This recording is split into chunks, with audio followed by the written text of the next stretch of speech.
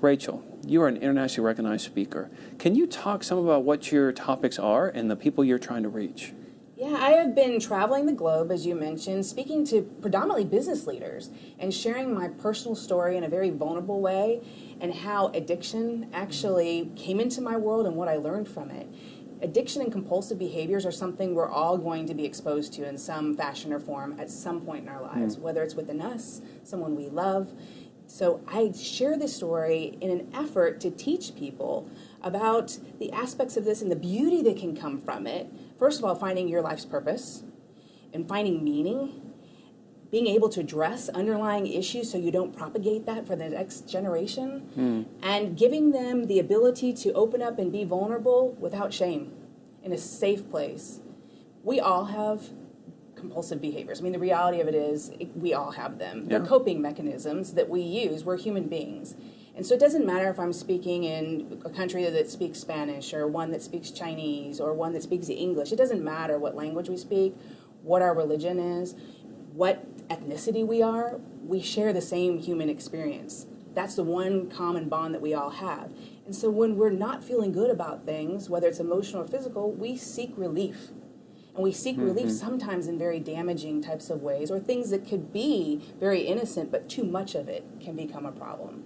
So I speak on that, and I encourage people to look at their own hero's journey and take that trek and go through some of the muck. When you go through a hero's journey, you start somewhere and you're forever transformed, usually by an adversive experience.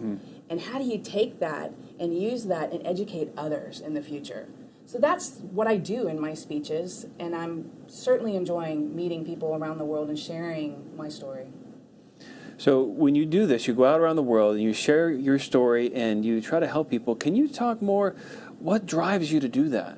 What's your why, your purpose in that? I think for me, I went through a life crisis with a family member, and I didn't have the tools in my toolbox to know what to do during that crisis. And what I want to share is the things that I learned myself, both for me and my family, how to give that gift to someone else. So if they find themselves in a similar situation, they know exactly which tool to break out and start using to be able to help heal themselves and heal their family. It's almost like you don't want other people to go through what you've gone through. Exactly. Yeah, and if you had a message that you wanted to say directly to people, what would that be? What's that bottom line message? I think that we all have a purpose. There's meaning in all of our lives. For some people, the purpose is big. Someone like Oprah, someone that gets the big stage and has a huge impact on the globe. And for some of us, it could be just saying that one thing at the right time to one person. It doesn't matter. They're all important, whether it's a big presence or a small presence. And what I want to encourage people to do is find where their actual passions, things they love to do, the things they're passionate about, intersect with their skill set, and whether it's acquired or it's actually something that they were born with. Where that intersection point happens, that's the magic. If they can find that and then operate in the zone right above it, they'll be living a purposeful life. Doesn't mean it's going to be easy, but it does mean that they'll be happier, they'll be more successful, and they will make a contribution, because at the end of the day, I think that's what we're here for, is connection and contribution to each other as a human race. Yeah, making that difference. If that happened, if people were able to follow what you're saying, to find their passion, to own up to their addictive self, or we can say the compulsive behaviors, I'll say it differently.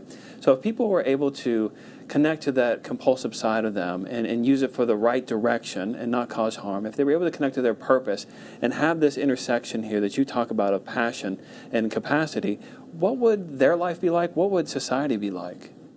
It could have a profound impact on society. I mean, think about it.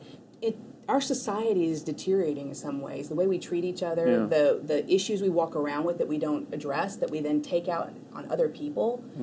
This allows you to take ownership and empowers you to be the best self you can be and to use all of the talents you've been given.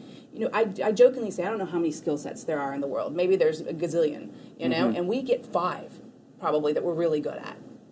And so when we're using those 5 in conjunction with our life experience, that's the mojo, that's the power.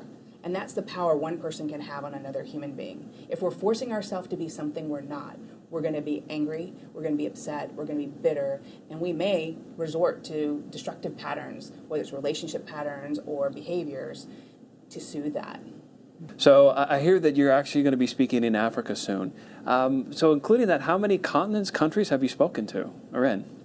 That will be my 5th continent. I will just be missing Australia to speak in, and Antarctica. But I'm not certain that the penguins really want to hear my story. But if they will sit and listen, I'm willing to deliver. Well, I bet they'd want to hear it. Thanks, John. I appreciate it. Anytime. Thanks for coming in. Welcome.